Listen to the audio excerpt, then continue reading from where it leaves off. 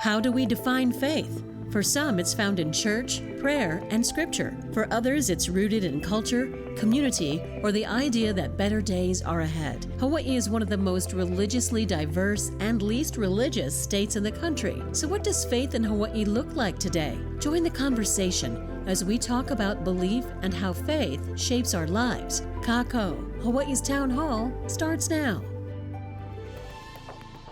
Aloha and welcome to KAKOU, Hawaii's Town Hall, live from the Harry and Jeanette Weinberg Multimedia Studio. I'm Yaji Denise.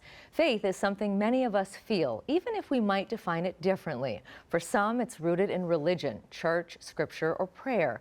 For others, it's more individual, a quiet strength, a deep sense of trust, or the belief that something better lies ahead. Hawaii is one of the most religiously diverse states in the country and also one of the least religious. According to the Pew Research Center, more than 1 in 3 adults in Hawaii identify as religiously unaffiliated, and yet the majority still say they believe in something. Our spiritual engagement and beliefs seem to be changing. Pew Research also found that in 2014, 52% of Hawaii adults say they prayed daily. 10 years later, that dropped to 34%.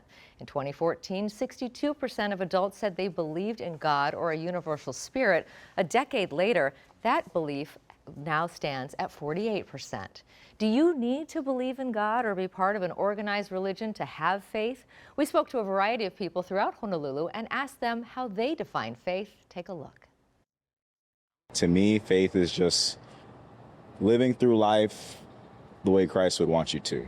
And that's how I try to live. It's a substance of things hoped for, the evidence of things not seen. And so you don't always see it, but like the wind, you know it's there. I'm an atheist. I don't practice faith. To me, faith is what you hear when people talk about having a leap of faith, when you believe something when there isn't sufficient evidence. So I don't use faith. I feel like when you see people helping each other and sometimes through silence too, I feel like faith is somewhere in between that. Faith shows up in churches and temples, yes, but also in hula halau, classrooms, the ocean, moments of stillness. Still, faith is something we can be pretty reluctant to discuss, especially in public spaces or mixed company. So tonight, we're opening up space to ask, what is faith? Where does it come from? And does it matter? KAKOU means all of us, and tonight, all voices are welcome as we explore together what faith means in our lives. We want to hear from you in our discussion tonight. You can email or call in your questions. We're also streaming live at pbshawaii.org and on our YouTube page. In our town hall, we have faith leaders, educators, scholars, and community advocates, each bringing a different lens to what faith means today. Some representing long-standing religious institutions, others come from interfaith or secular spaces. So let's begin. And I want to start with Dr. Tamari Albertini, who's a professor of philosophy at Mānoa. Dr. Albertini, as a philosopher, how do you understand the concept of faith? Well, it's obviously very complex. And I will reveal a trick that we philosophers use when we deal with a very complex concept. We correlate it with another concept and see what happens. So I thought I might correlate faith and trust and see what comes out of it. So let's say I have faith in my son. I have faith in the legal system. I have faith in my government. And now if you think of trust, right? It's very clear. It doesn't mean that you think of these people, my son, or institutions as infallible. It just means I trust that there is a good potential there. They make mistakes, but there is still enough left so that you could have a very good situation. So I find that this is quite helpful because it takes the vagueness out of faith. Because you trust somebody's abilities, somebody's potential. You know there is a comeback. And the same thing I would say that happens to religions. If we measure world religions according to their historic records, it may not look very good. But if we think of them according to the best performance, take something like love, right, or compassion, or mercy, well then you know you can trust those religions and then you can have faith in them. Oh, that is a beautiful answer. Thank you so much. Monsignor Gary Secor is the Vicar General of the Catholic Diocese of Honolulu. Monsignor, several people told us they find great comfort in their faith. Take a look. It's more of a feeling, I would say, when I'm at church or when I'm in that environment. I definitely feel just like a sense of peace and giving like all of my worries and my troubles to something that I don't have to know all the answers to. I find comfort in like being alone, because I'm never really alone. If I'm alone, I'm with God. Senior, how do you help someone find that kind of peace through faith, especially when certainty is out of reach? Well, of course, faith is belief in something that you can't see. But interestingly enough, I think in much of our society today, it's sort of the issue is seeing is believing, you know. I won't believe it unless I see it. But actually, faith turns that upside down. Believing is seeing. So in other words, when you believe, then you begin to see things in a different way. When you have a belief system, you begin to see things in a different way, and you experience things like these folks were talking about. Believing is seeing. I love that. Reverend Dr. Moses Barrios leads Faith Action for Community Equity. Reverend, in your work, you help others through challenges. How do you see faith show up? Yeah, for me, faith begins with perhaps not necessarily defining it, but defining what it's not. And to me, faith is not passive. Faith is something active. It's a lot of what Faith Action really embodies, its mission. Our mission statement is compelled by faith. We act justly and we speak boldly on behalf of all of the Divine's people in Hawaii. So there's this active response to faith that I think is so critical to understanding faith today in our world. Thank you. Yeah. Reverend Eric Matsumoto is the head minister at ʻAiea Hongwanji Mission.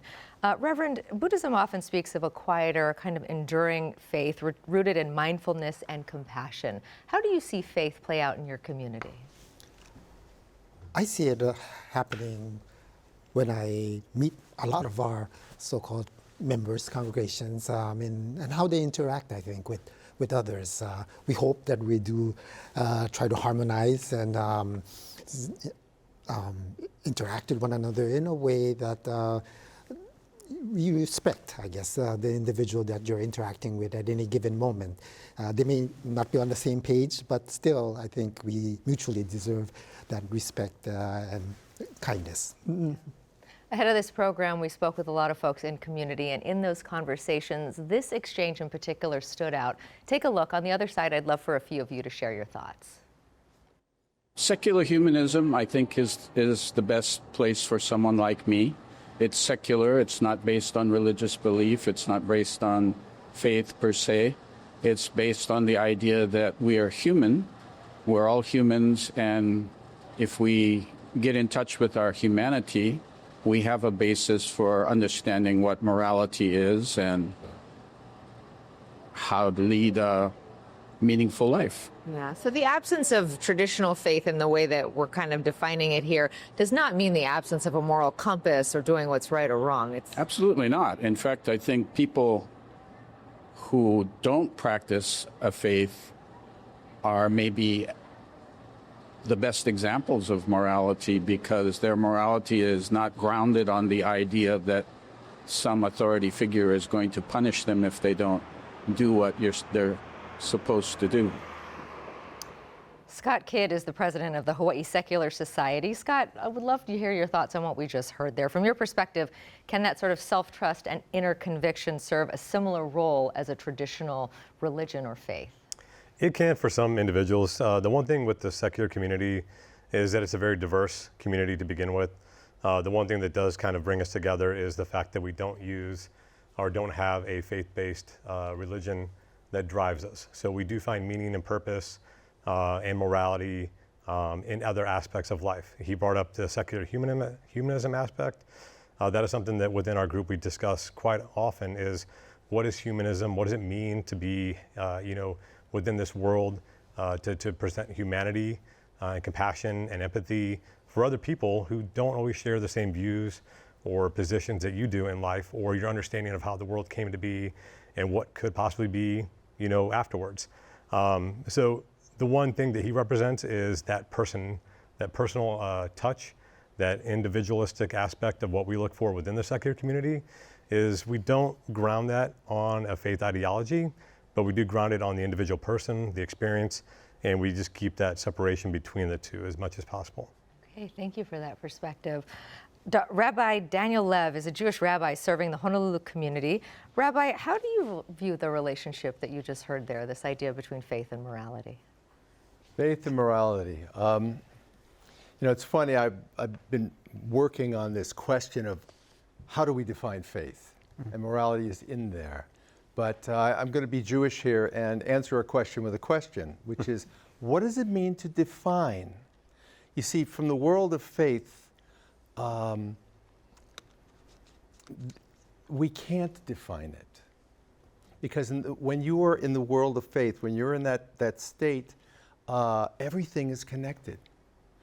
But defining is from the world of the intellect, which looks at differences and separations and things dualistically. This is this, this is that, okay? And that's fine, that's how you function in that world. But when you're in the level of faith, it's on the level of just being in the presence, in the divine presence. But it's not, I have faith like a commodity.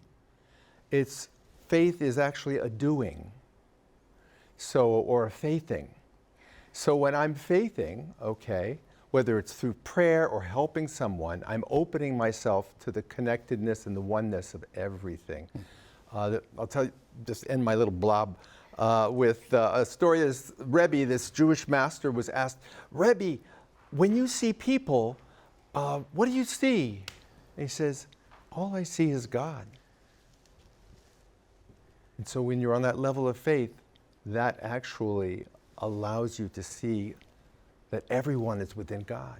It sounds very similar in another way to what Professor Albertini was saying. Basically, the faith is trust, right? Or that is one way to define it. Let's go now to Hakim Ouansafi, who leads the Muslim Association of Hawaii. Globally, Islam is one of the largest religions on the planet, yet here in Hawaii, just 1% of the population, perhaps even less, identify themselves as Muslim. What does it mean to hold on to your faith when you are, a religious minority like that? Well, faith is a living relationship with God Almighty. It defines who we are. But faith is not something that you have, but it's something that you do. There's an Arabic saying that says, "Ma waqara fil qalb sadaqala," that is engraved in your heart, but your deeds actually show it and publicize it. We believe that everyone has faith, the first spark, that everyone has it on earth. And then it's that spark that needs certain fuel, and that fuel comes with deeds, with service to the community, with love and compassion. And in Arabic, the word faith is called iman, and the root word for that is aman, which means peace. So in a way, faith for us is to find that inner peace, to be able to display it to humanity and do what is right, and that's what makes your faith grow. And just because you have faith, there are certain levels of faith. Not everyone is at the same level of faith, so I'll stop at that. Thank you. So much wisdom in this room already tonight. Let's go to Aaron Shumway, who teaches religious education at BYU-Hawaii. Mr. Shumway, we saw in that first graphic, let's call that up again, that belief in God among people in Hawaii, in the more traditional sense of faith, has dropped off pretty significantly in the last decade. As someone who works with young people, does this generation ask different questions or view faith differently than the one before? That's a great question. In that same Pew Research study, when you look at the demographic of 18 to 24-year-olds who identify as religious nones, N-O-N-E-S, that don't have a religious affiliation, in that same time period, it's even more drastic than Hawaii adults. Almost 44% nationwide don't identify. So we're very concerned, but they're also they say they're very spiritual. And so there's this transition among a lot of them from organized religion to a more it's just me and God. And we feel that's very concerning because we feel there's a lot of benefit to be gained from exercising your faith with fellow believers in an organized way to strengthen yourself, to strengthen others, and to do good in the community on a larger scale. What do you attribute that kind of change, right? So it's not necessarily a loss of belief. It sounds like a transference of belief in a way. It can be looked at it that way. I'm not sure exactly what's causing it, whether it's the reliance more on technology, kind of what Monsignor Secor was saying, seeing is believing, and everything is right before their eyes, and it might be difficult for younger people to exercise faith the way their parents and grandparents did. But that's something I wrestle with every day with my students. Mm-hmm. On that idea of holding on to faith, here's a little more of what we heard out in the community. It shaped my life for the better, like so much. Like from middle school all the way until now, I think because I was in a really dark time in middle school, and then just having faith in myself, for example, really pushed me, and faith that I'd do better.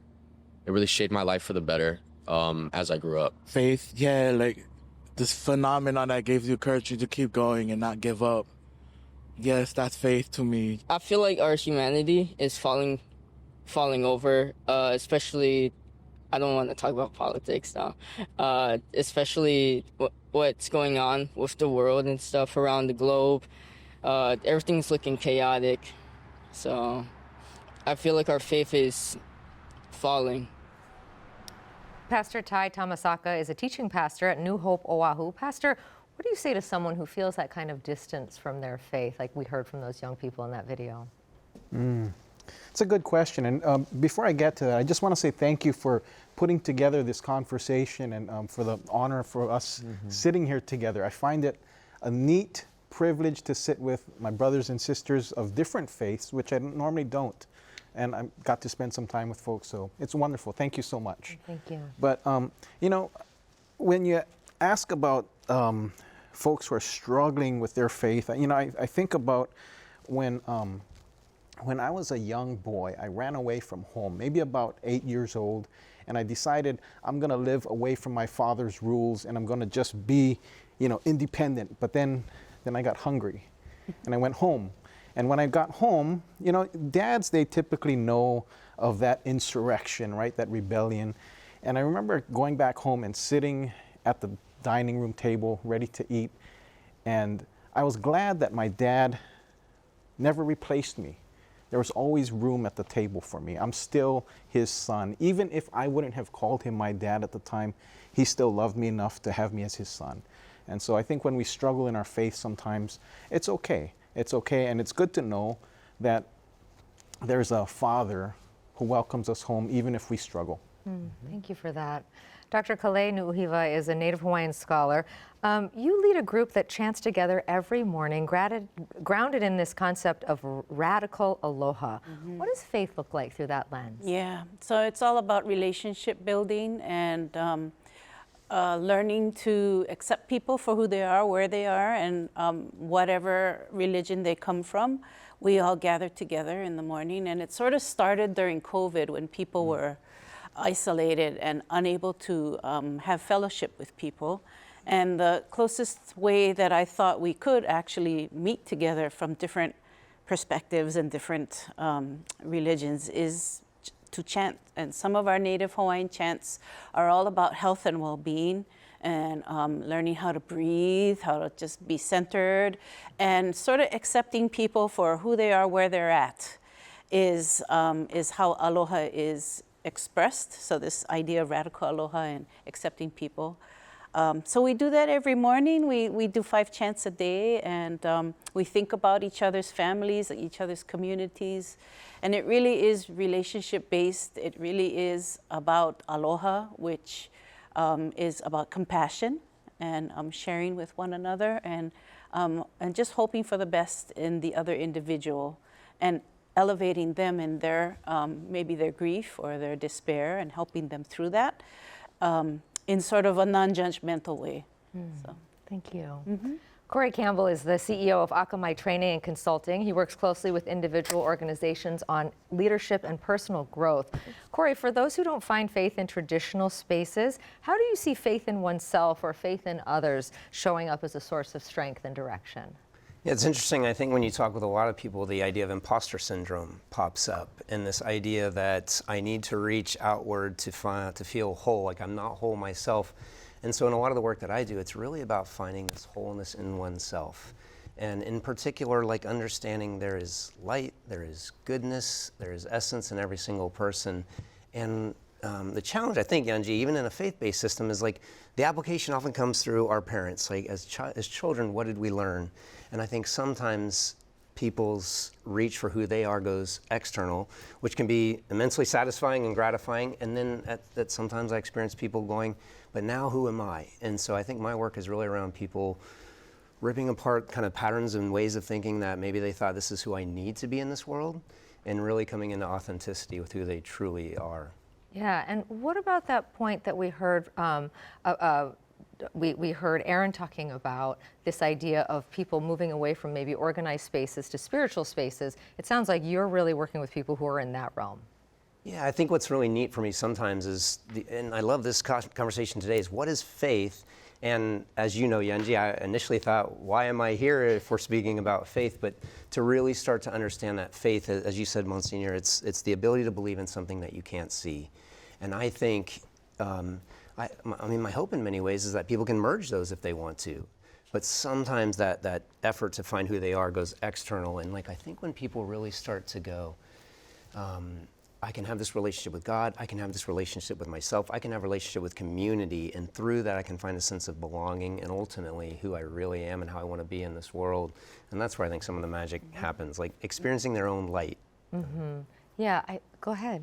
Yeah. Oh, I thought you were raising your hand. No, sorry. I think our world is so challenged in this moment. So I'm curious to hear from all of you, when challenges come, how your faith kind of helps you through that. I think we're at a time, whether it's politically or financially or just the strain of the busyness of the world that we're all in. It sounds like you all find great comfort in faith. And Hakim, let's start with you. I mean, what do you think that gives you that maybe you wouldn't have if not for your faith? Yeah, I think in time replete with wars, destruction, and genocide, and hunger, and all of that, you do feel sometimes helpless. And you have to hold on to something greater.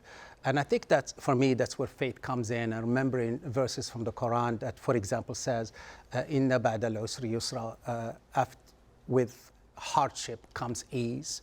And even in war-torn countries, you see other people losing their loved ones in numbers, and they're saying, to God we belong and to him we shall return. That brings some comfort. I think that's what faith comes in. And I wonder, these polls, are people actually not as believing in faith, or they don't believe in those who profess to be faithful and committing acts, heinous acts of destruction on others?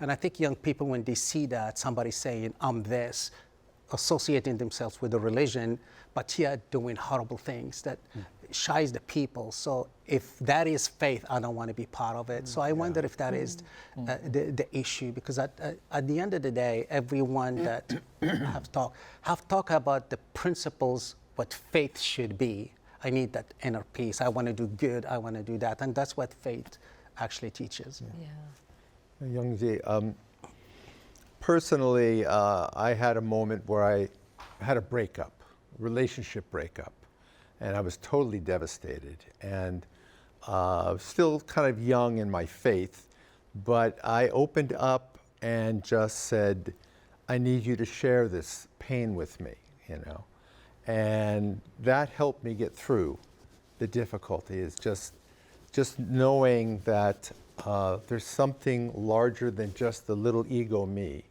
In Hebrew, it's mochin de katnut, that's kind of narrow-mindedness versus gadlut, more open-mindedness. And so I felt this basically as feeling that I was not alone, and some of that came off of me, some of the weight came off of me from that experience. Yeah, so and I think what I'm hearing throughout is this notion of community. And Aaron, that's what you were really saying, the value of faith together. Can you speak to that a little bit more? Sure. Part of that togetherness comes from not just our relationship with each other, but our relationship with the divine, with deity. The core, probably the theology of the Church of Jesus Christ of Latter-day Saints starts with our relationship with our heavenly parents, that we are literal children, not just creations, not just loved, but literal children. There's the spark of the divine. So that's why in church we call each other brother and sister, because we like literally feel like we are. And if we truly believe that, the way we treat not just each other in the congregation, but everybody here, regardless of what you believe, you are imbued with human dignity, a divine potential worthy of respect, kindness, love. And so in that community, both in our different faith communities and then also with each other, it's a KΑKOU thing. There's a question here from the audience. Isn't faith the opposite of curiosity, skepticism, and critical thinking? Monsignor, what's your answer to that? I like that invitation to respond because I was thinking about what after Jesus talked about the truth when he was in front of Pontius Pilate. Pilate said, "Truth, what is that?" And I think a key thing today is people are looking for the truth. People are looking for authenticity. Yeah. And they're looking for something to believe in that is true. And I think the great gift that in its good moments the church can provide is the recognition that truth is not something you create, it is something you discover. That's good. And this is very important because if I have the burden of having to create my own truth all the time, and if I think that truth is based on popular opinion only, or on polls, or on who's up and down politically or whatever, it's a lost cause. But if you believe that there's something beyond ourselves that we can discover that allows us to come to the truth, then I think there's great consolation in that, and there's great richness in that too, because then truth becomes not something that is just subject to the whims of political expediency or correctness or popular opinion, but is something beyond ourselves that we discover and then believe in. Yeah, Reverend Barrios, I'd love for you to respond to this question, and I'm gonna read it again. Yeah, sure. Isn't faith the opposite of curiosity, skepticism, and critical thinking? That's a great question.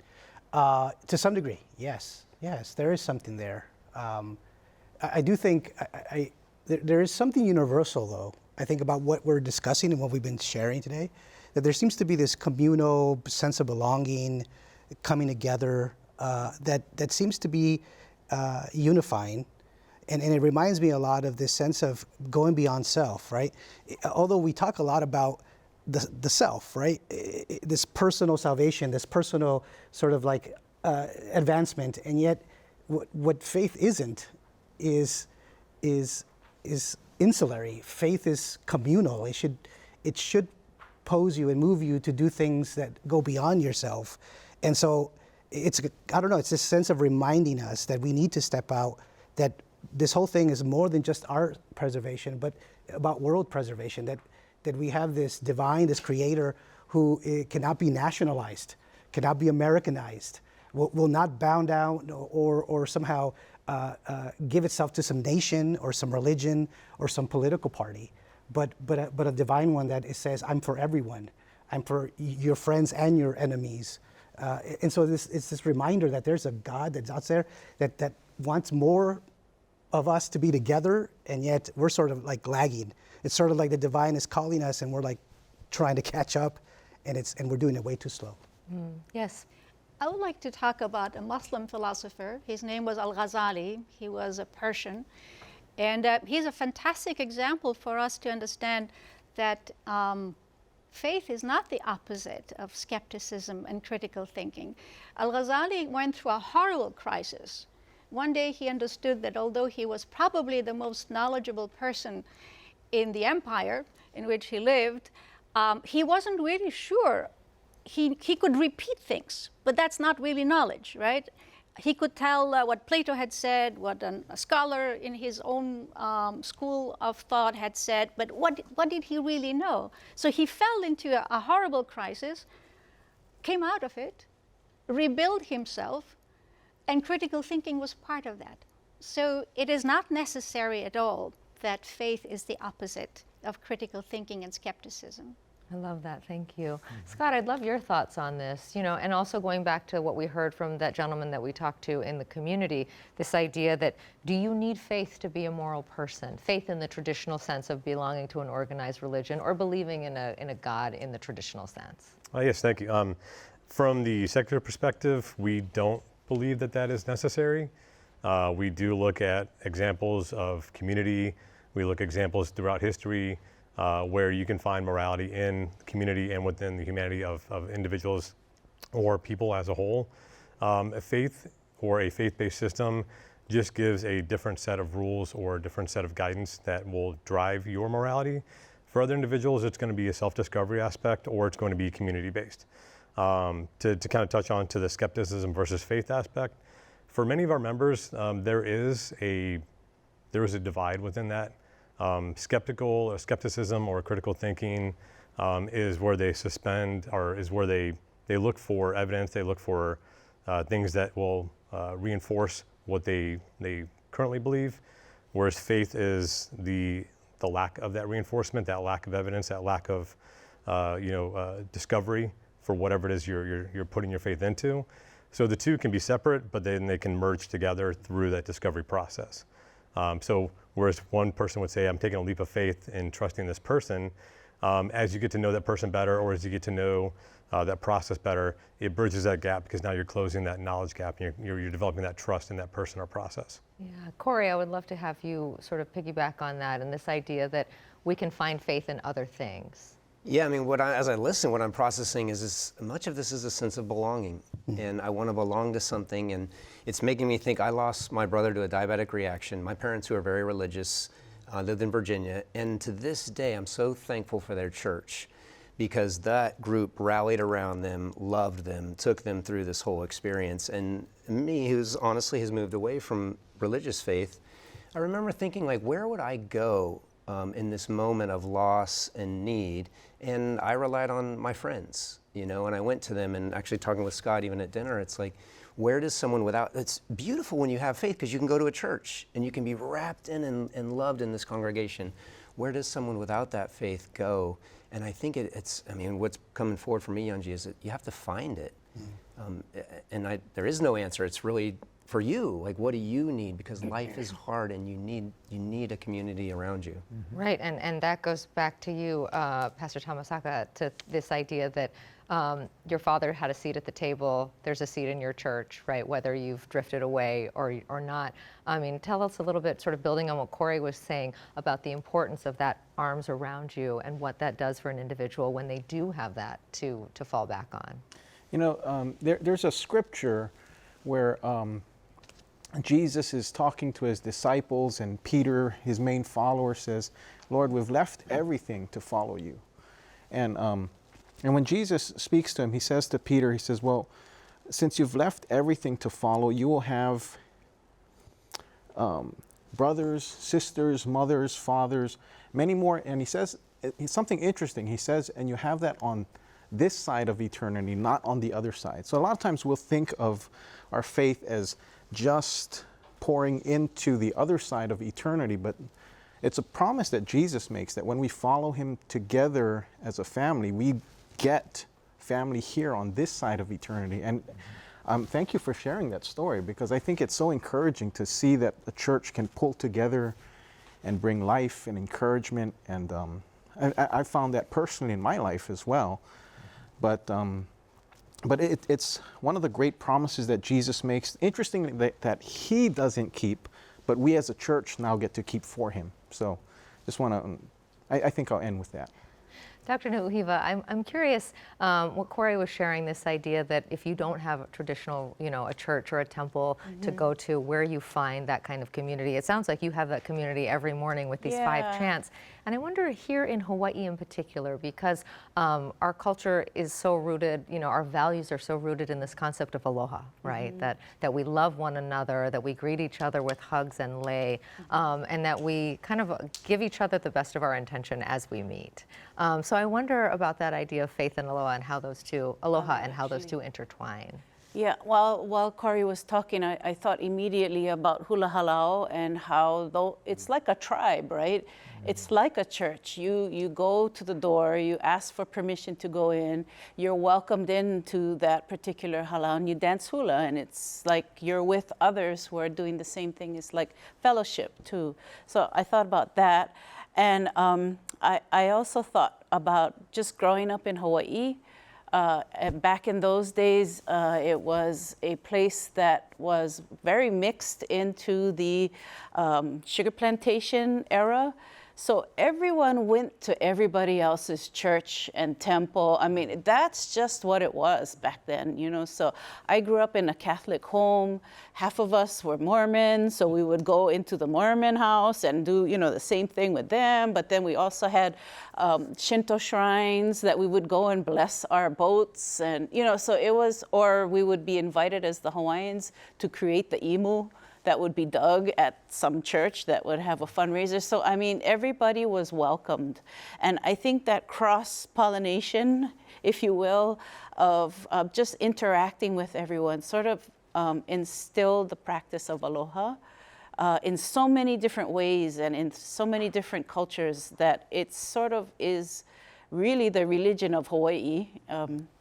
Sorry. It's really the religion of Hawaii, is that we have this compassion, because that's what aloha means. It also means to acknowledge others and recognize someone for who they are and what they are. And really, if you disagree with them, then that's okay too. It's okay to disagree with others. It's really about giving mana equally to each other, and mana meaning allowing others to have their place in their space. So. A safe space and a brave space. Beautiful.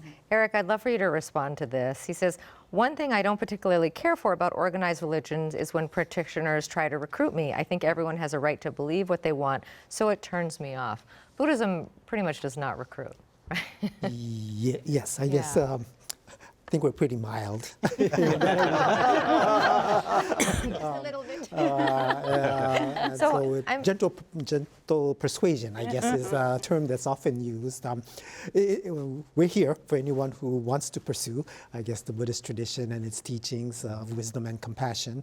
But we won't go out and have, forcefully in any way come to the temple. But I believe in it's not forcing someone to come to the temple, for example. I always say this to my congregation or fellow Buddhists, that no, we don't want to force anyone to become Buddhist. But if you have the causes and conditions that right now you are part of the tradition, but we'd like to offer guidance and have them ultimately make the choice. But first, have them investigate that critical thinking. I think in the Buddhist tradition too, you don't want to be a skeptic and and so forth throughout our life on everything. But in the Buddhist tradition, there is a life from the historic Buddha, where there was a group of people who were very skeptic, and what the Buddha shared with them, the historic Buddha shared with them, was to have critical thinking. Think critically. Please listen to what others are sharing, and then in that moment, try to think very deeply about what is being said, and it's also not to take only things on hearsay or faith, so to speak, blind faith, that is, but to deeply reflect and so forth. And so, I guess that idea of critical thinking, skepticism, there is a place for it in Buddhism, but hopefully we move on to the next level where we reach the realm of awareness, wisdom, and compassion. Yeah, and similarly to what Dr. Nuʻuhiwa was saying, there are a lot of people in our community who sort of incidentally or more casually interact with Buddhist spaces because we have, the bon dances and we have different Buddhist traditions. Of course, people come to your temple for New Year's, for blessings. What do you think is the value of that sort of, I would say, just to touch faith for a moment as opposed to really be a part more deeply of a congregation or a temple? There's an often raised question. Is Buddhism a religion, a spiritual tradition? Is it a philosophy? Is it a way of life? Et cetera, et cetera. And I would say yes. I mean, that's the answer that's traditionally given, because it encompasses all of that. And for some individuals, it is being maybe a member of a congregation. For others, it might be a more cultural, maybe practice like the Bon dance and so forth. For others, it is a way of life. Although we encourage people to come to the temple to listen to the teachings of the Dharma, as we call it, refer to it. But it also could be a way of life. And so learning something at home from grandma, or and then following that tradition, that has the Buddhist values and perspectives is also, part of the Buddhist tradition. Monsignor, there's a question here that says, does questioning your beliefs weaken them or strengthen them? What do you think? Good question. There's a Latin phrase, fides quarum intellectum, faith seeking understanding. So faith is not meant to be just blind faith. Faith is meant to be challenged and explored and deepened through discussion. And in our best traditions as Christians and as Catholics, that's what we've done. So there are many great scientists that were men and women of faith, really. And even the Catholic Church today, we have quite a big investment in the Vatican, for instance. There's a planetarium, which is world-renowned, actually, for its astronomy. And so I think one of the leaders I heard recently, I was in Rome, and I heard somebody said that the leader of the planetarium was answering the question, could aliens be baptized? If there were aliens, would they be baptized? And he said, of course they would be. So anyway, there are those kind of questions that come up, other worlds, do they exist, and are those worlds compatible with our faith? I think so, because God is one. Let's go back to that second graphic, graphic number 102, the idea of daily prayer. I found this one in particular so interesting. In 2014, 52% of Hawaii adults said that they prayed on a regular basis. In 2024, that number dropped to 34%. I think that, when bad things happen, so many of us, whether we're religious or not, kind of default to prayer. Professor, why do you think that is? Well, I'm not representing any of the world religions here. In my private life, I am a Catholic. I don't think that these percentages are really telling. And maybe that is then back to the philosopher talking. It all depends on what people mean by prayer. They're very ritualized prayers. But it doesn't mean necessarily that the people who don't, would do the Islamic prayer according to the books, that the people who don't go to the Catholic Church and follow the liturgy, that they don't pray. They may be just using their own voice, their own words. I do think that it is something very universal for us human beings, that regardless of the religion in which we grew up, we will often pray. It could be in nature. It could be just watching a scenery, waves. It could be a sense of awe, a sense of reverence.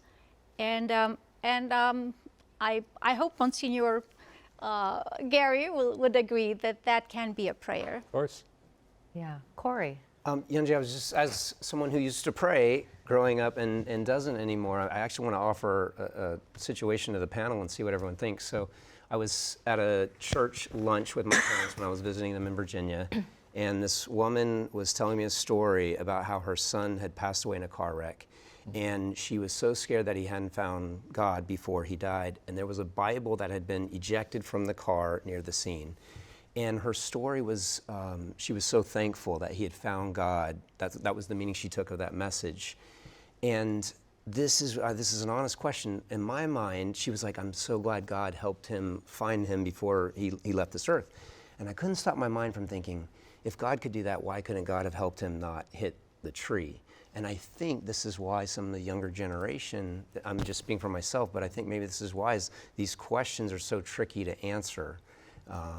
And so it's seeking, and for me personally, that means I turn to the universe. If we can't describe why bad things happen, then this is just universal energy. Things happen and we can try to find the good in what happens. So this is where I went, but I'm curious what the panel thinks about a scenario like this. Yeah, Aaron, love to start with you, because I'm sure you hear this from young people. If so many bad things in the world happen, and because of social media and the connectedness that we all have, we're so much more aware of all of the negativity that can happen and that is out there. So to Corey's point, really bad things happen, why can't God stop them? And I don't expect you to answer that.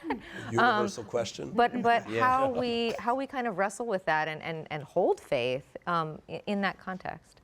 Well, here's where faith gets really, really personal. And one of the things we try to help our students do is to take a step back and analyze their feelings with what we call an eternal perspective, to think bigger picture, God's plan for us type of thing, and look at the assumptions that that's based on. So if we say, why does God let bad things happen to good people, to bad people, to any people? Why doesn't he prevent the car accident, which is very painful and excruciating? That's based on an assumption that suffering is bad, that God should stop all, if God could, he should stop all suffering. And when we help our students realize, why do I have that reaction in the first place? And then look from a bigger picture, say, okay, well, in the moments that I've suffered, they've been growing moments. They've allowed my faith to stretch, to be tested, and then to be strengthened the way a muscle is. To see that in this fallen world, as you sometimes hear in Christian theology, things like this will happen, and there are, even though we don't say, well, it was God's fault or he could have stopped it, well, sure he could have. But if I took that approach as a parent to not let anything bad happen to my kid, they wouldn't ride bikes, they wouldn't go to school, they wouldn't really do anything. Mm-hmm. And so I think one way that faith helps them see is, okay, I might not understand why this happened, but there's somebody who does. Jesus Christ did suffer for all of these things, not just sins, but pains, sorrows, temptations. He knows, going back to trust that Tamara was talking about, I'll trust him in this moment, even though I can't make sense of it. Rabbi, I wonder what you're thinking. You know, what a question. I used to work at this Hebrew school, and they had a big parking lot, and they had a chain they put across so the kids can play in the parking lot.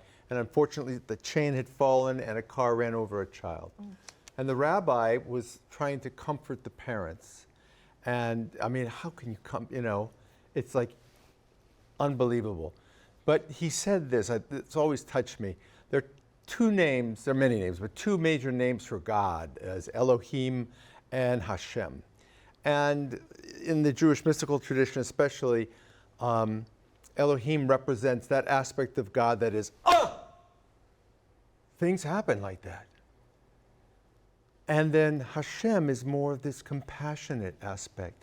So he says, I can't explain why your child died, except to say that is one aspect of what happens in the universe. And maybe it's that Elohim. But you can connect with the compassion in your community, within yourself, and if you feel connected spiritually to a being.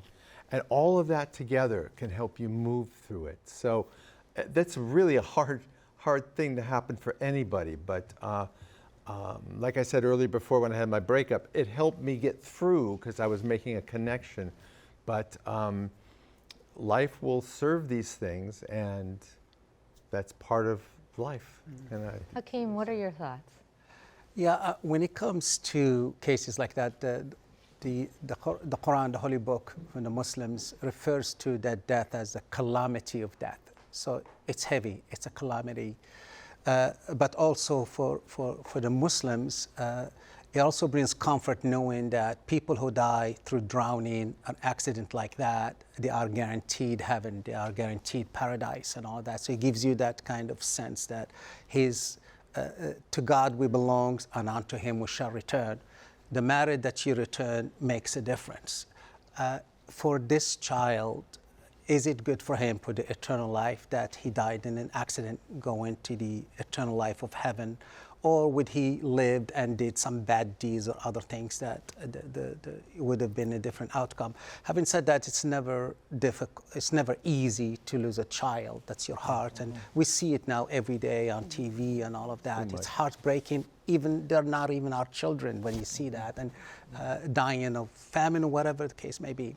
But some of these we have to separate acts of people from the acts of God. And we should not be judging religions and other things based on what people do who profess to be that religion, because it does not. Yeah. God, in all faith, is the most merciful, the most compassionate. If an act is created by God, it must be that, compassion. Sometimes we understand, sometimes we don't. But we just need to have that separation of really associating bad things always with God. That's something that we do. We have the free choice, and sometimes we choose the wrong path. Sometimes we create an act of evil that hurts us all. So we just have that thing. We have to separate that, because at the end of the day,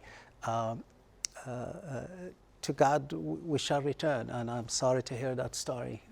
May God give her peace in her heart. Reverend Barrios, do you make that same distinction between the faith, between God and between the acts of man? Yeah, that's fascinating to put it that way. I was sort of thinking of the ambiguity of just the reality of life, that there are some things we don't have answers for, and that's okay. And I know people don't like to sort of sit in that space, but that's sort of what we're talking about. Like, I can't speak of like who went to heaven, who got saved. You know, it's that stuff is beyond me, right? But what I could do is be present for the mother, like you were. So I think like you were shepherding, you were pastoring, you were, you know, being a chaplain to this individual, just listening to the story. I think that's really the deep spiritual thing that I would say is maybe more meaningful than her son going to heaven or the Bible or all that other stuff that is like beyond us. And I think that's okay, though. I think it's okay to be ambiguous about certain things where we don't have the answers.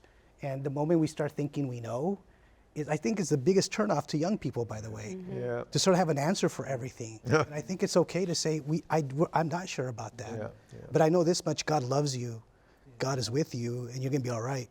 And I'm gonna walk with you in this journey, right? Like, that's all I can do as an individual, as a pastor, as a leader, as a faith leader, with anybody in life today. Right. And Corey, in that moment, I mean, I think that knowing you, you know, you show up with the compassion, right? So maybe you don't say that God loves you, you say, I love you. Yeah, right. Totally. Well, I truly mean this. I feel people that have deep faith, religious faith, they're lucky.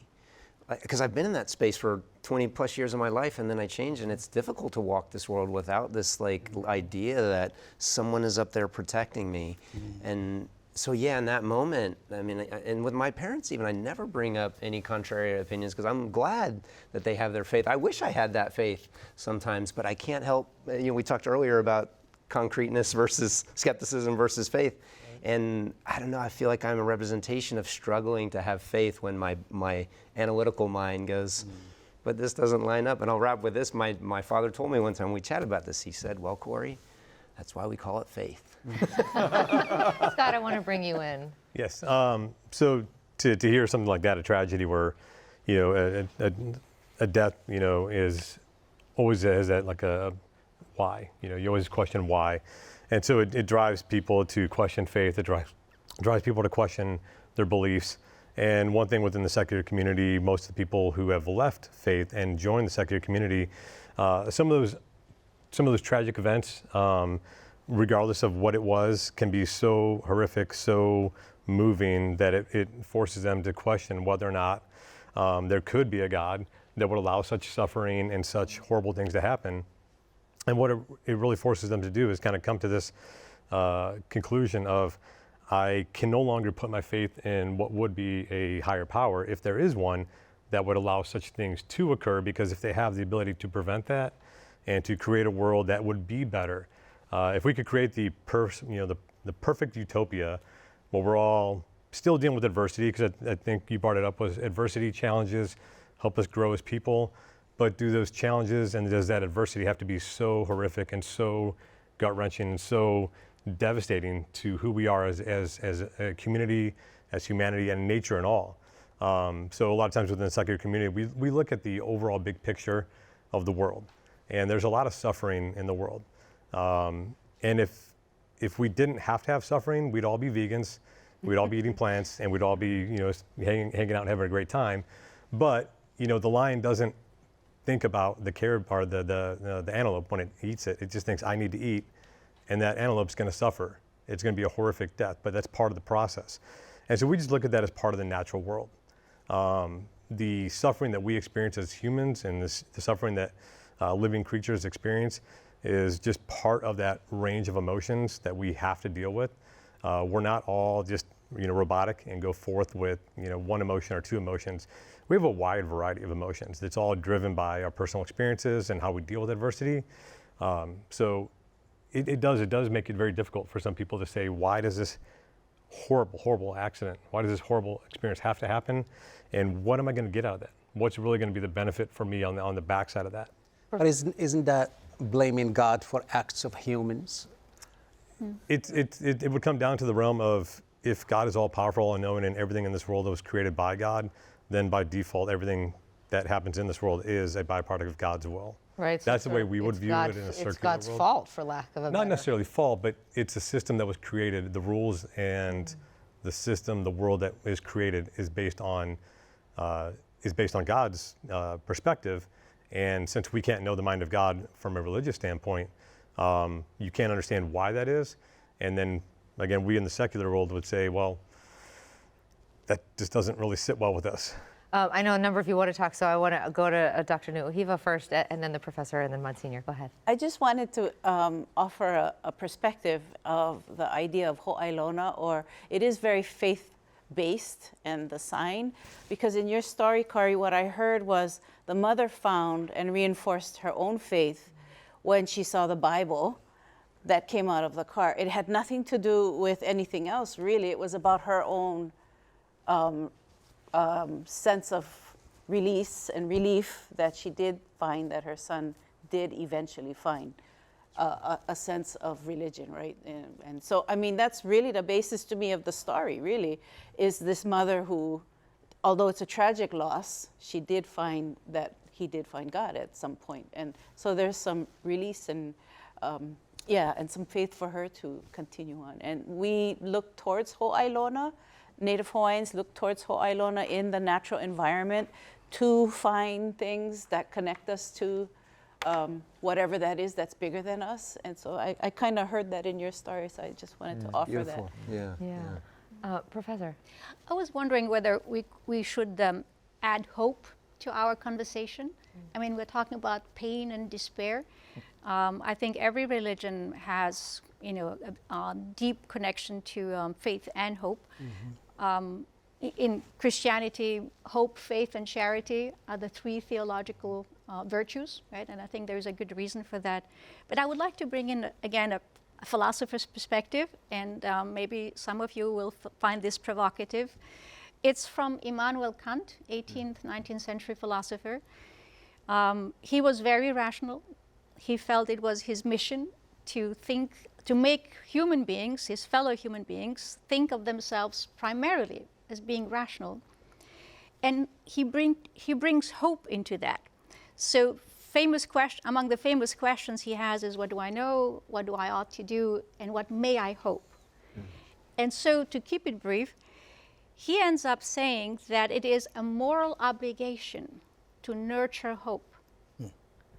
Because if you don't, you stand in the way of moral order. So we need to keep that hope going. So it becomes something very empowering. For him, it's also something that preserves human dignity.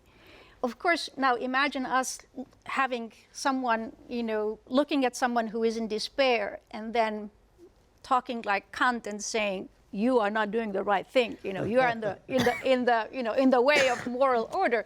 I don't think anyone with a heart could do that. But positively seen, I like the conviction that Kant had, that we are to nurture hope, despite the odds. I do love that.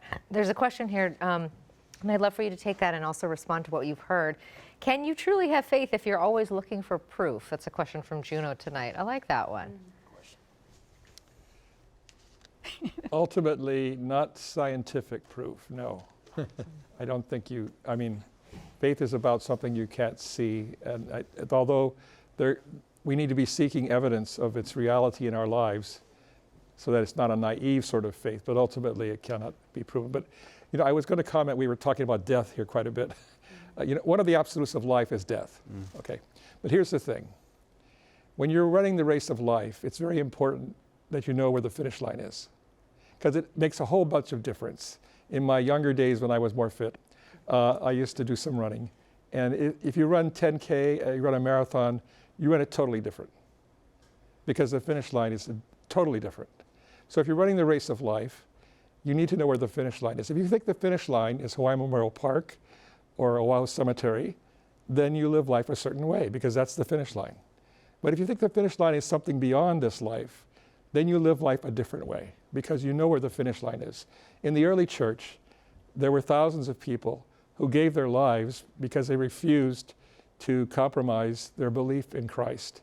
I was at the Colosseum just last week, where thousands of Christians died, as well as others, not just Christians.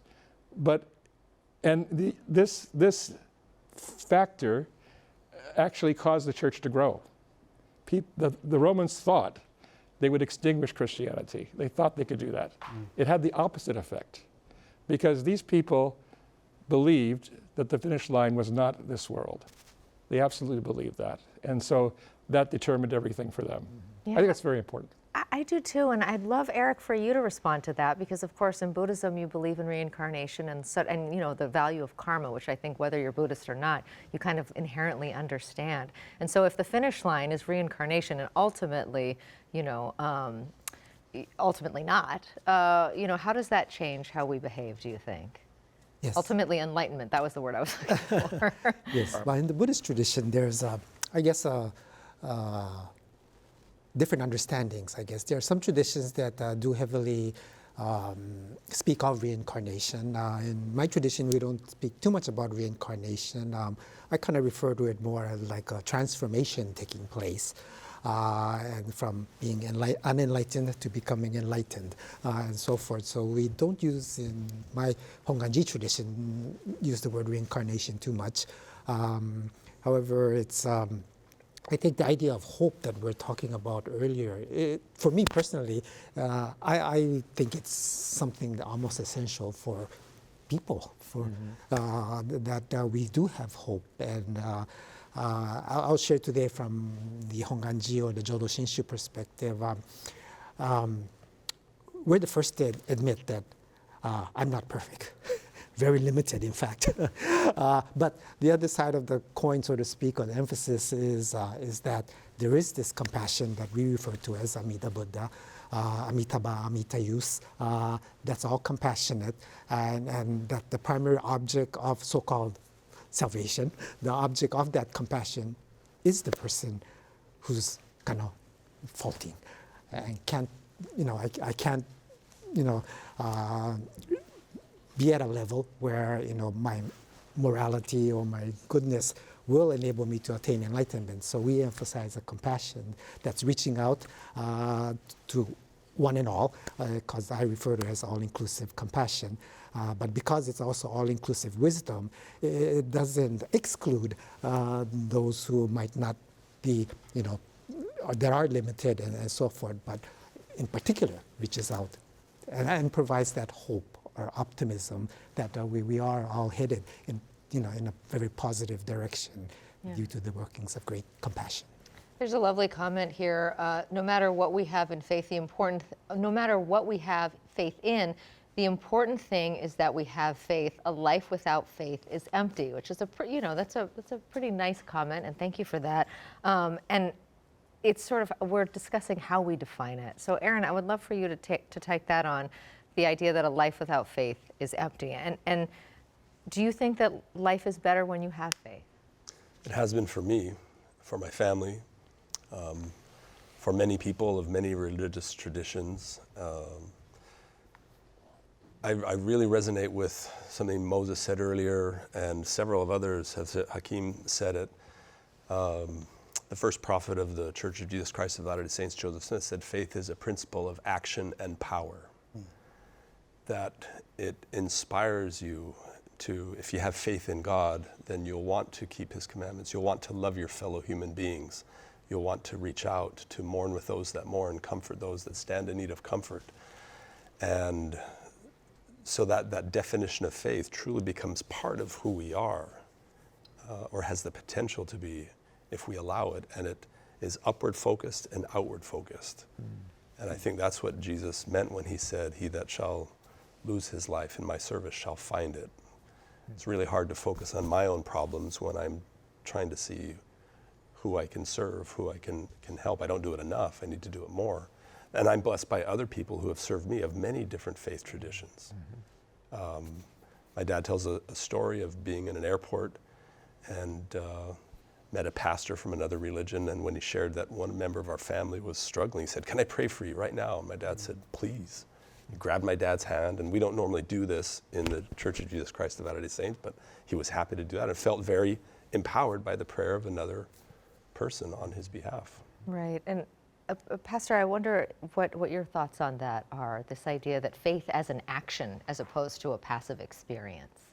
Yeah, it absolutely is. I think sometimes people equate faith with being like an intellectual agreement, but it's so much more than an intellectual agreement. It's not like if I think this chair will hold me up, I might think that it will hold me up, but it's until I actually sit in it, that requires the faith to actually put my trust in it. And I know, as Tamara mentioned a little earlier about faith, hope, and love, as some of the virtues for the Christian belief,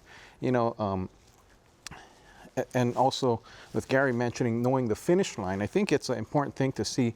Faith will one day become the scene. So one day we won't need faith. Hopes will one day be achieved. It'll be done. But love is the one thing that's going to continue all the way through. So knowing the finish line, when for that mom who lost a son, if she's putting her faith in the right place, and her son did, then they're going to be together in eternity. And that pain that they experienced when she was separated from him in that moment, it'll be a distant memory at some point. And I think as kids, maybe we rode our bicycles and fell down, skinned our knees, and it hurt like crazy. And it's like the worst pain I would know at the time. But now, 30, 40 years later, it's barely a memory. Yeah. And so if we're putting our faith in the Lord, and if we're right, that we enter into eternity and we're together forever, and love remains, then that the worst pains we endure now will one day be just a distant memory. There's a question from a caller, Rabbi. I'd love for you to take this one. If every religion teaches love and compassion, and we're hearing that tonight, why do people of faith still struggle to unite? Wow. You couldn't give it to the priest. No, that's a great question. I think we are united right here. I'm not saying we believe the exact same thing, but on a heart level, I think all of us, and I've had conversations before we got into the room, we feel connected. And so if you are really taking that position of faith as opening to everyone, whether they're your particular religion or not, then that opens up that connection to everybody on some level. And each of us in our own way will outreach, and whoever gave this question, they can begin too. They can connect to people who are different and get to know them, because we're all people. And the Jewish thing is basically, one aspect is we're doing our work here in this world. And in this world, this is where faithing is created. And so part of that is to connect with people who are different. Hakim, what are your thoughts on that? If every religion teaches love and compassion, why do people of faith still struggle to unite? Go to the Jewish guy and the Muslim guy. We can throw it on the Catholic guy. No, I'm ready. When Rabbi was talking, it reminded me of a verse of the Quran. It says, "We have made you into nations and tribes so that you may know one another." And I think that's what's lacking. We don't know one another. Until we do that, I think it's going to be a disconnect. That's one. Number two, I don't think the issue that religions are not united or people of faith are not united. I believe it's the politicians and using faith for political agenda tends to divide us. All the way.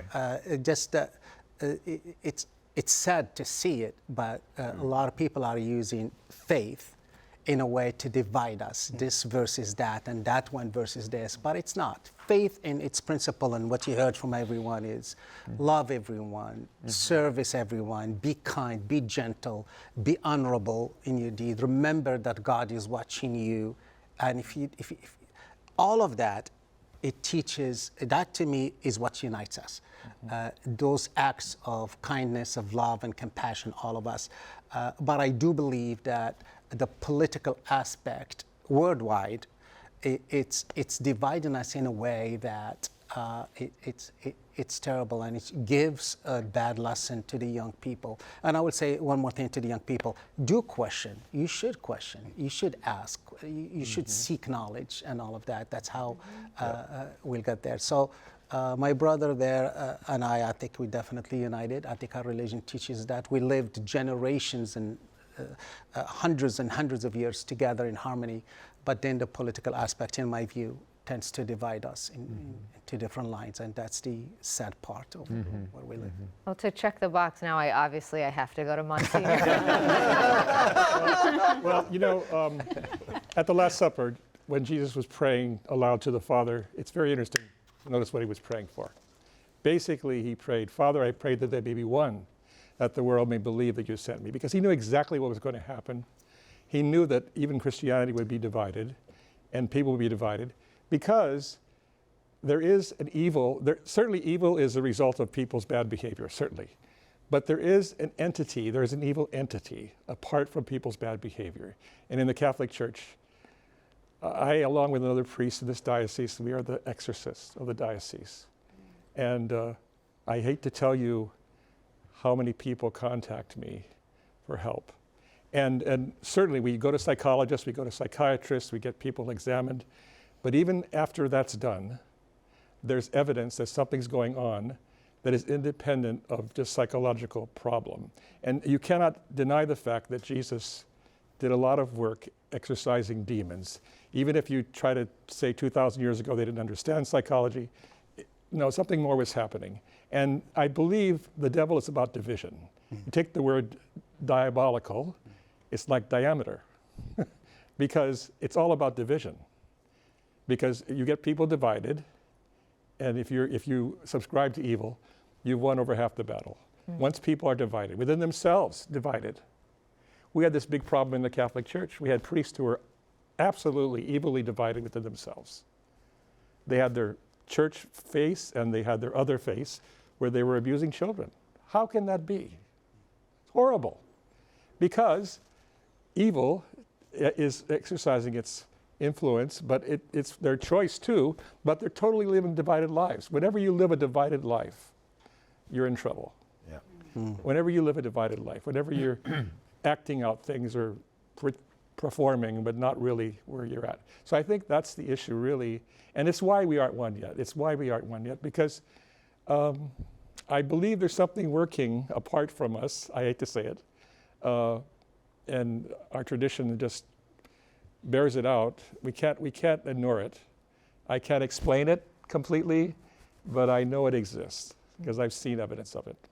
I want to go back to the original premise of why we're all here tonight, how we define faith. And Corey, I want to start with you and then go to you, Scott. There's a question here. Can faith exist without belief in a higher power? And I wonder how you tackle that. Well, yes. And what's kind of been resonating for me, these two terms psychologists know we all live with biases, negativity bias. So we see all this negativity in the world that people claiming faith are then creating wars. And then we have confirmation bias, which means once I have determined something, I will seek information that confirms what I know to be true and filter out information that doesn't. So to that question, I think it's ultimately a decision of how do you want to live your life. And if you want to live your life with faith, you get to decide yes, and then confirmation bias will come in and you will seek to confirm things that you believe in faith.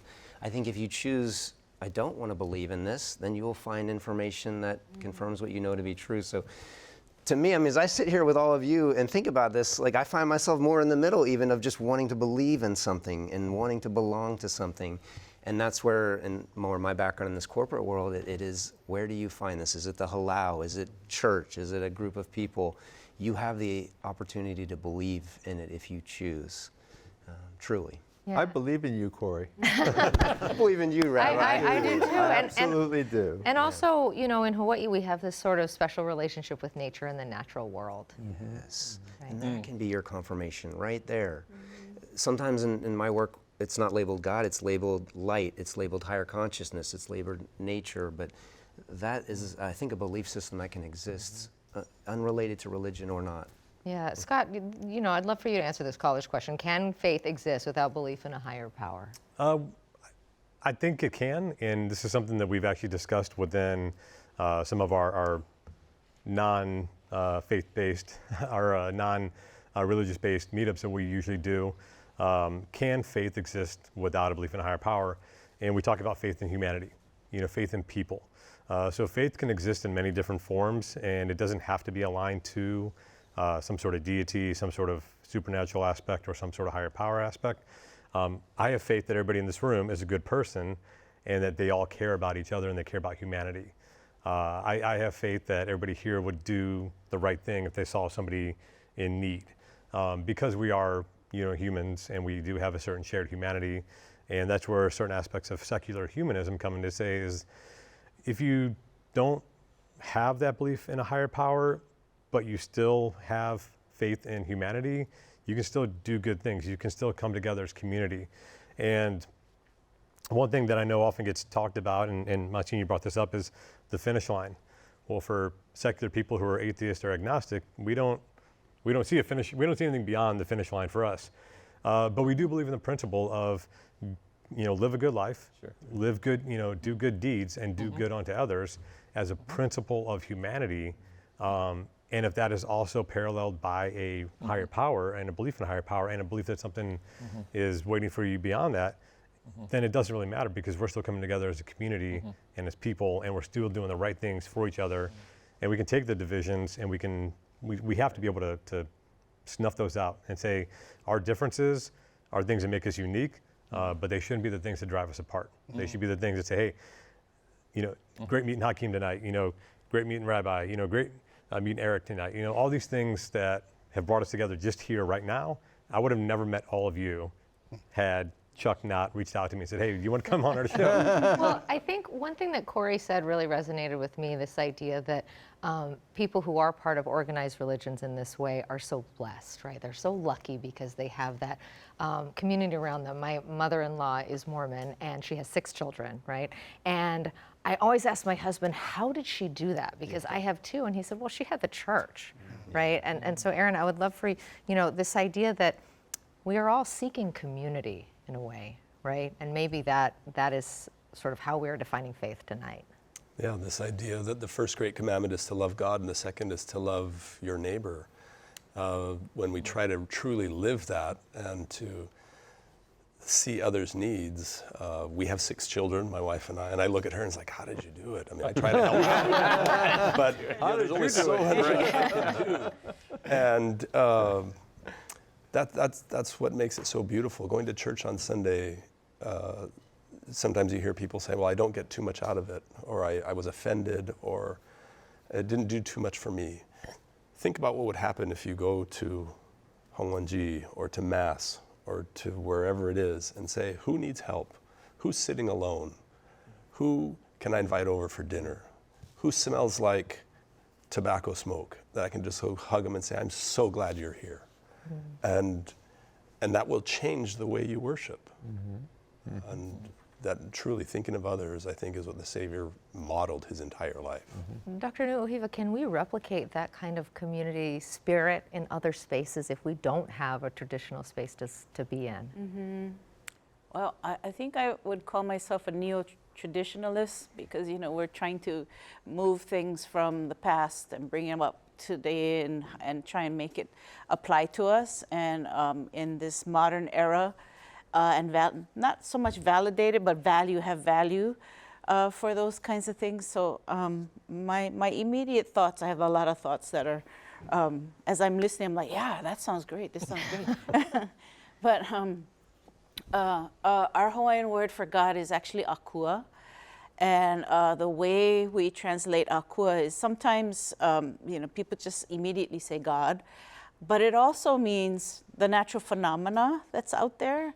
So that can be rain, it can be the sun, the moon, the stars, anything that gives us life is considered an akua.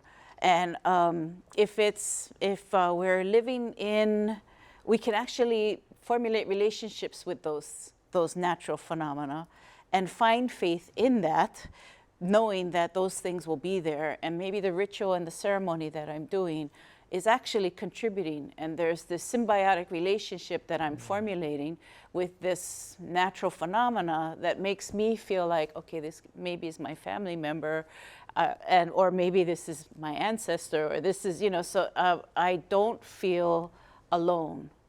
And I think that's where the disconnect is happening for people who don't feel like they can plug into an organized religion, is this loneliness that they're feeling, and their need for a tribe, to find a tribe or find some faith or find some fellowship with people.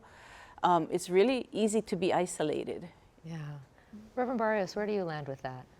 Yeah, it's terrific. I keep thinking of Martin Luther. So I'm a Lutheran, but Dr. King, MLK, got his name from Martin Luther.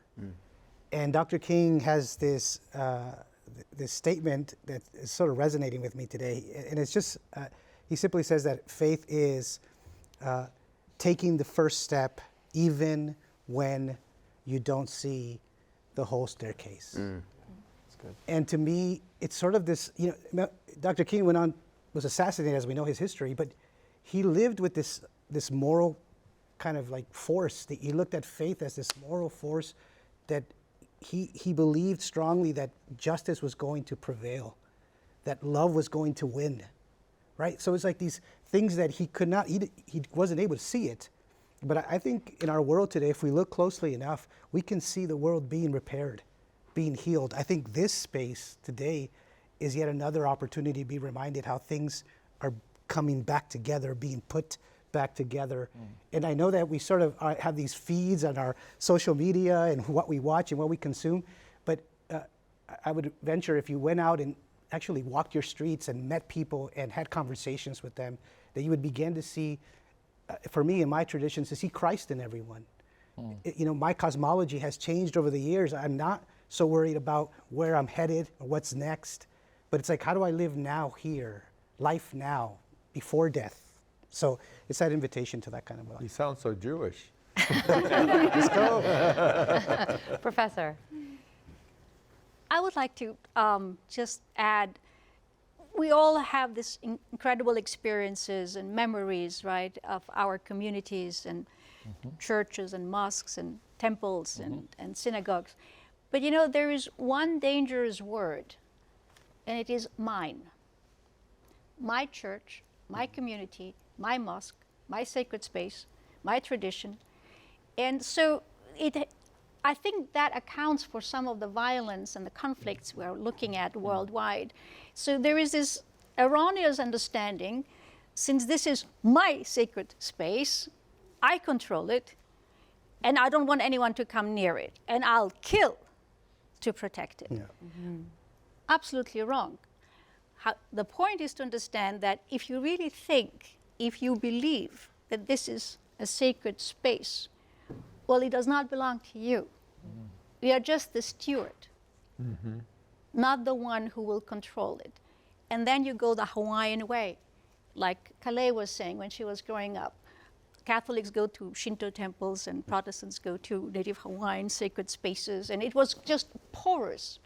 So I think on one hand, we need to have that identity that says, I belong to Islam, I belong to a Lutheran church, I belong to Catholicism, Judaism, but I belong to, I do not own it, right? And then it becomes porous, and I think that helps. Yeah, we tend to become possessive. It's mine, right? No, very dangerous. Hakim, do you think there are enough opportunities, especially being part of a, as we noted at the top, that only 1% of Hawaii are Muslims? Are there enough opportunities to share about your faith and to have these kind of cross-cultural conversations? Yeah, I believe so. We don't actively seek to convert people, although the Islam is the fastest growing religion in the world. I think we do our part with our neighbors and all of that in events like this, but we don't specifically try to, per se, convert people. I think worth to mention that most of the wars that are happening now, they're not religious wars, they're political wars. That's one thing that brings me comfort. And I also want to say that in the question earlier about the faith, I think we have faith, everybody has faith in something, but the ultimate, in my view, the ultimate faith is with your creator. Just like if you have, you buy software, you have faith in all your programmers, but ultimately you have the greatest faith with the one who actually created that program to be done. Having said that, I think Hawaii has always been and continues to be a place of haven for minorities, whether Muslims or others, because all the people are minorities, number one, and they all have that sense of aloha, that sense of love and compassion. And I think we witnessed that after 9/11. Hawaii was a safe haven for us and for a lot of others, where other states did not experience that. So we're blessed to be here. Yeah, Corey. Can I just jump in? Hakim, you said the word, like what I'm feeling in this room right now is love. And actually, I think the best way to define faith then is love. And love requires non-judgment. And I walked into this room tonight thinking like, do I even belong with all these people with these brilliant minds and all? And actually, love rides above all faith. It's what I hear in everyone. We're all trying to communicate each through our own lens is how do we love each other and bring love into this world? So what I'm walking out right now in my brain is like faith is just love. Yeah. Pastor, where are you landing with that? Well, as I'm listening to my friends here, I think one of the challenging things about why there's not more unity is because we disagree. We can be friends, we can be kind to each other, but we passionately disagree about our beliefs. And if one of our beliefs is right, somebody else is wrong. And so that's the challenging part. Now, can we still love each other and think someone else is wrong? Sure. Can we be kind to one another even though we think someone else is wrong? Sure. And we're going to be passionate about the beliefs and the faith that we hold on to, but there will be some differences as we go. And and I think the idea with faith being equivalent to love, it's similar but different. I think, in that our faith can, like I said, it can be different. The Lord gives us the freedom to choose what we believe, and it seems like a common thread that we have to love one another. But I think there is still going to be some division because we just believe differently. Yeah, and that's a wonderful place to leave us tonight. Mahalo to all of our guests for joining us and to you at home for being part of this conversation. Faith, as we've heard, can be personal, complex, even elusive, but it also connects us, as we all experienced in this room and hopefully you at home. Whether it's found in tradition, community, nature, or within ourselves, faith helps to guide how we live, how we lead, and how we all care for one another. We do hope tonight's dialogue opened up space for reflection and perhaps a little more understanding. KΑKOU is taking a break for the holidays, but Insights continues on Thursday. Next week, we're diving into a big moment for Hawaii students, surfing, now of official high school sport. So what does that mean for safety, access, and honoring Hawaii's tradition? Please do join us then. I'm Yanji Denise. Until next time, aloha and good night.